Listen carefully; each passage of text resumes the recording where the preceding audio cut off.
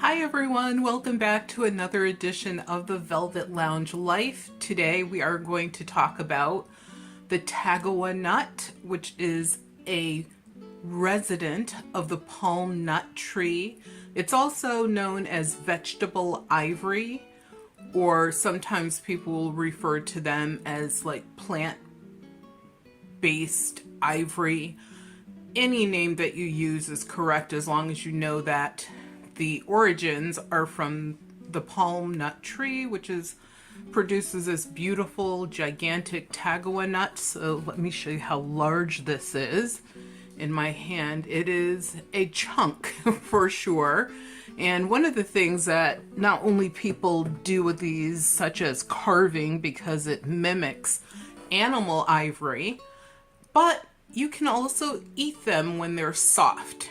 And human as well as animal species have done so for hundreds and hundreds and hundreds of years.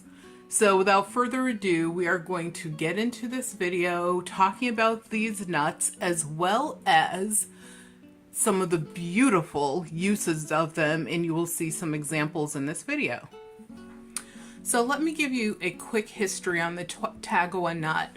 One of the things I will talk about in this video later is how to identify whether or not you have these special vegetable ivory buttons or not. Or even if you have like a knickknack or something like that that's made from it, because when this was I'm going to say discovered by the Europeans. Like I said, it's something that the native people of North America, or is it South America? I believe it's South America, had been using for, yes, in South America, had been using forever, like since these trees existed and they could harvest the nuts from it.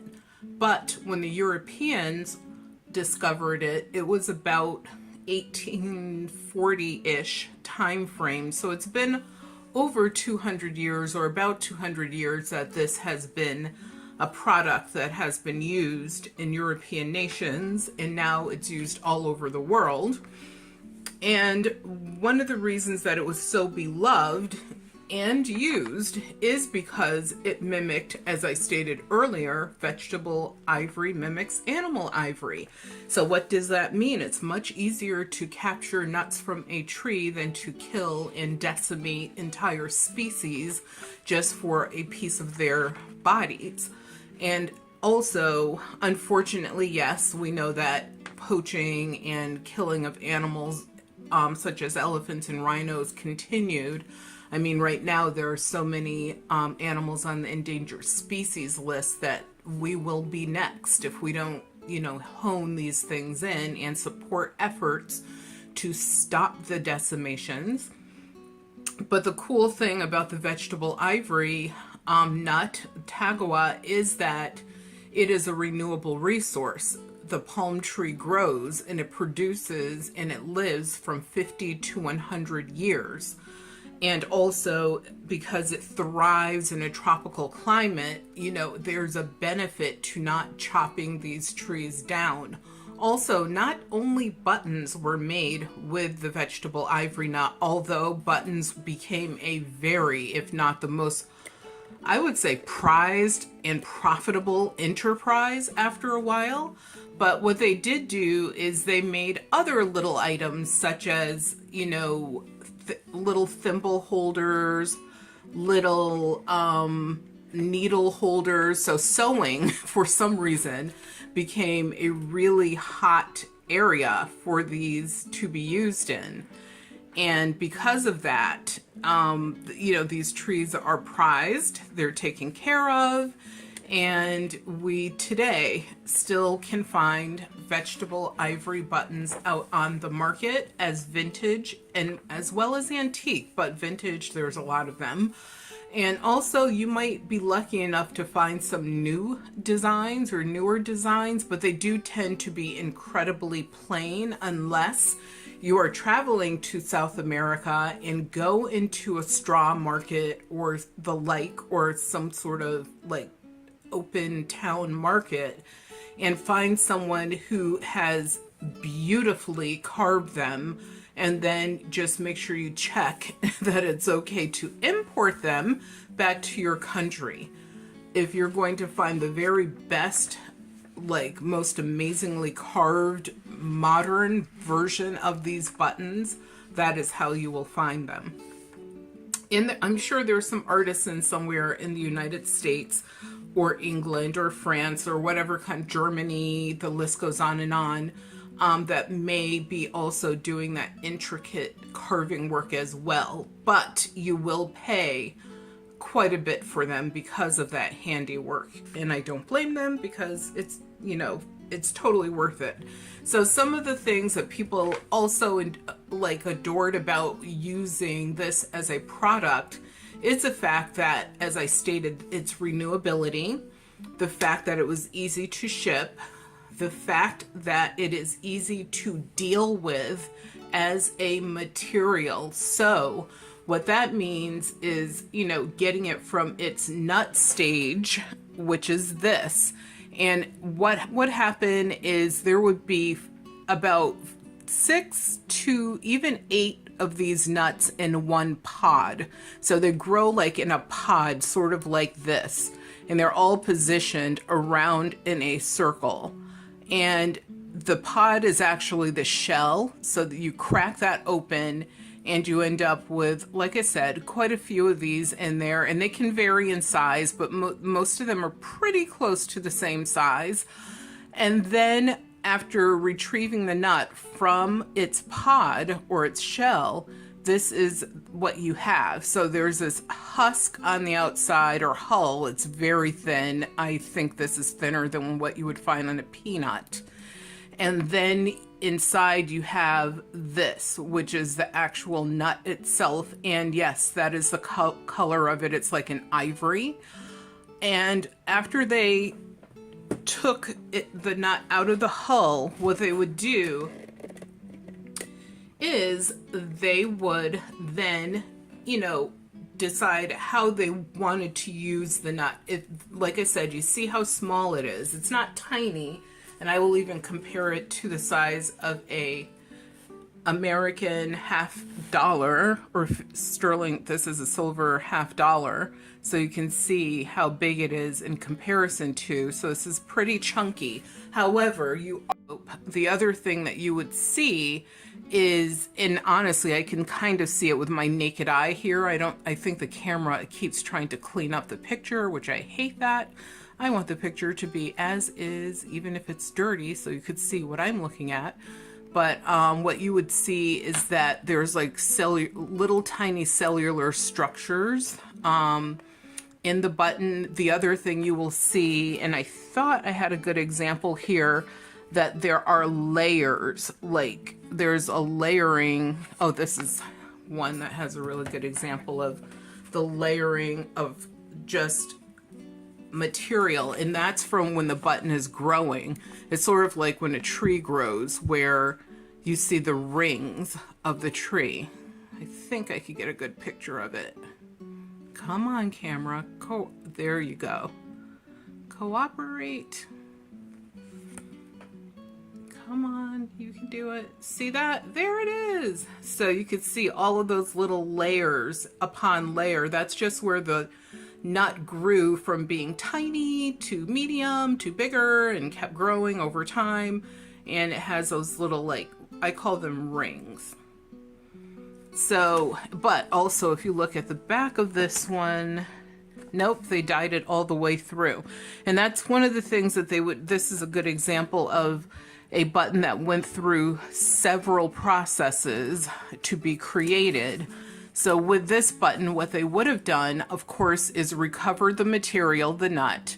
Then they would have, I just want to see if I get a clear picture in there for you as well. There it is.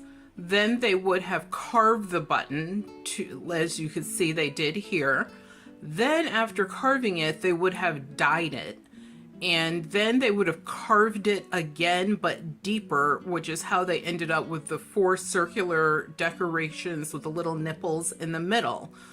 And through all of those processes of carving, there in dyeing, there's a drying as well.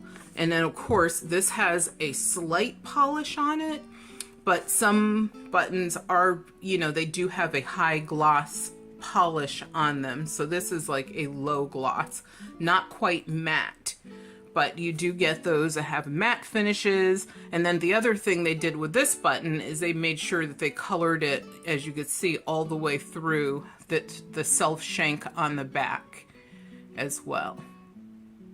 I am sorry for all this constant, I hate that I have tried to turn off any camera like correction type of stuff with this camera, and I don't have anyone to help me, so I don't know how to do it. I've looked up videos, I've done everything, and for some reason oh, there you go, you could see that now. It's clear. So the fact that that one's dyed all the way through the back is pretty cool. Let's see what this, what's your MO?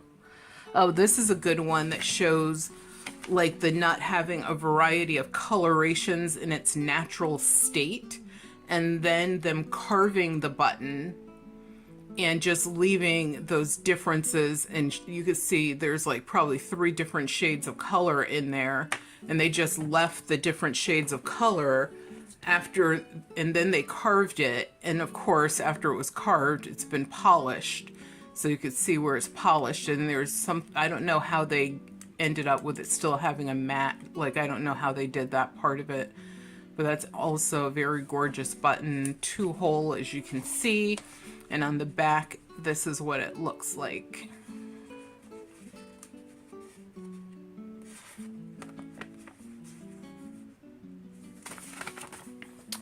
Let's see, one with, oh, this one has a super high polish on it. And the back is also very interesting to look at. So then you have, as I stated, the high polish. So super shiny. So that's one of the things for you to note, is you can't just, you know, look at it and say, oh, that's just a whatever. You do have to sort of do your little forensics on it as far as trying to, and you can see that the dye did not go all the way through. So what that means is this was dyed first, and then they created the self shank on the back, and they decided not to re-dye the button and just leave the shank holes as they are. And if you looked at this one, which I can see closely in my hand, of course, I can see that it has some variations and has some layering inside of it as well. So I hope that this helps. I just wanted to do a quick video, show you guys a few examples of, you know, these buttons, because I do think that they're important. And also it proves that you do not have to use plastic, glass, metals, other things that are harsher. Here are some Whistler buttons. Those that are button collectors know what Whistlers are. They have a single hole in the back. They have a 2-hole in the front so that your thread goes through. I know I'm trying to hold 2 at one time, and that is definitely not working.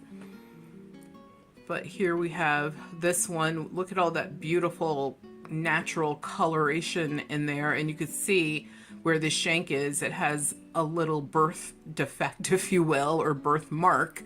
That is simply because when they would be forming and shaping the buttons, sometimes there would be like natural things that were there that they could not buff out, and they just went with it, and I'm glad that they did that. This one has some pierced work, or maybe filigree. I'm not sure which is the correct term in this case because of the type of material, but these holes go all the way through to the middle. I don't know how they did that. I just think it's brilliant, and these would be great in a craft project for sure. There's some more Whistlers here. Let me show you some that are on. Oh, let me show you one of my favorites. I can't believe I almost missed showing you this. This is a beautiful example. If we can clear up the picture, there it goes. Look at that. It's an oval shape, and it has beautiful flowers and striped background to it. And on the back, yes, you know, you guys know you're gonna hear my chair creak, and yes, I dropped the button. Okay. Let's see. Can you see it? Oh, yeah, you can see where the self shank, it's not dyed, where they carved out the shank. Gorgeous button, like a jewelry piece, really. I mean, it's beautiful. But then here on the backboard, which a lady, 80 Sunshine, had given to me as a gift, you will see a variety